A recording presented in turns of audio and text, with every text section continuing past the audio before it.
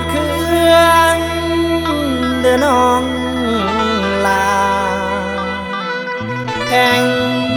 คนตาผู้งามของอายนี่ฮักแต่น้องบ่มีมือว่าสิเดินละยามฟ้ามืดครึมน้อมืดครึมใจแห้งห่วงขานิ่งหาอยากเห็นหูน้องเห็นตาแก้มปลาน้อแฟนอายโอ้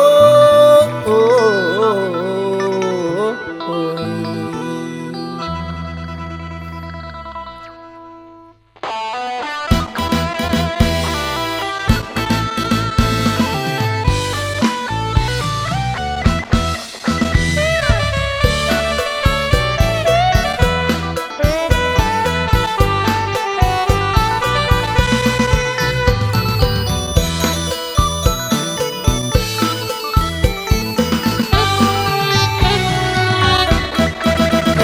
เวรกรรม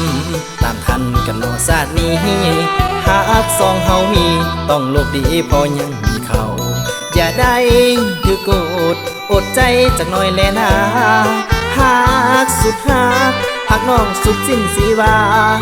ใจปรารถนานำแก้วตาบ่มีวันลืมมันซึมเก่ามันเป็นเงาในใจบ่สวงโลกโลกาบ่กองเส้นกว้างห่วงเจ้าผู้เดียวน้องอย่าเบี้ยวเป็นเกี่ยวหลายคมปล่อยข้าลงที่สายตายหมองคอยใจตั้งหวังเอาเป็นคู่สู่ก็ไม่น้องแขนก็ไม่น้องบ่หมายปองผู้ใดบ่หมายปองผู้ใดยอมตายหรือเป็นคนบ้าถึงสาบไอ้บ่แน่งคิดนำแต่น้องคำแพงแก้มแดงเจ้าอย่าได้เกียดสังมาล้างหรือว่ามานามาซาบ่สำคัญดอกหน้าขอเพียงแต่น้องการดาเสื้อและศรัทธาในฮักก็พอ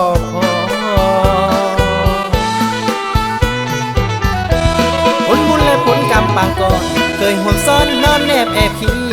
ชาตินี้สองเฮานั้นจริงสุดกะนิ่งห่วงหานำบุญกรรมของเฮาห่วงสร้างเดินทางจริงวันมาพบกันนั้นวันพันปีล่วงลับสองเฮาจับมือลงจากแขนให้เฮาเป็นสายนิ่งสายแน่นให้เฮาเป็นสายนิ่งสายแน่นเดินควงแขนเข้าประตูวิวาแม่น้องสาวมาเห็นหน้าผิวพรรณงามมองเจ้าผู้งามนั่นน้องเสียหมายปองผู้ใดอยากอยู่ใกล้แม่อุ่นทุ่นหัวอยากเป็นผัวอีนางสีบาได้เด้น้องสีบาได้หลอกเด้น้องเนื้อทองคนดีไอ้นี้อยากมาห่วงเคียงอยากมาห่วมสู้ผู้เตียงนำนวลน้องสีว่าจังได้คนไข้ของอ้ายคันเม็นได้คอเลยเสืออยากสิเมื่อเป็นเคยแม่น้องโอ้ยแม่น้องก็ไม่ปองเป็นผู้ใดหลอกหน้านี่นาขวัญใจของอ้าย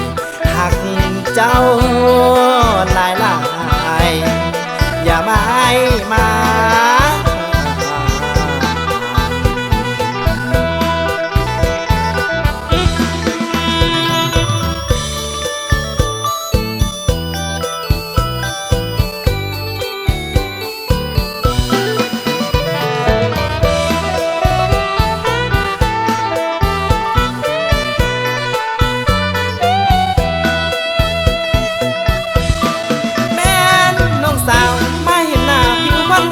เจ้าผู้งามนั่นน้องเสียหมายปองผู้ใด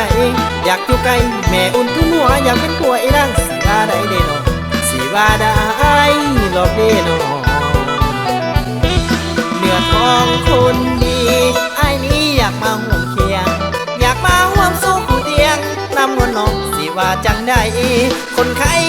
ของอ้ายคันเม็นได้คอเลยเสืออยากสิเมื่อเป็นเคยแม่น้องโอ้ย ยแม่น้องบ่ไม่ปองแม่นผู้ใดดอกหน้านี่นาคนใจของอ้ายหักเจ้า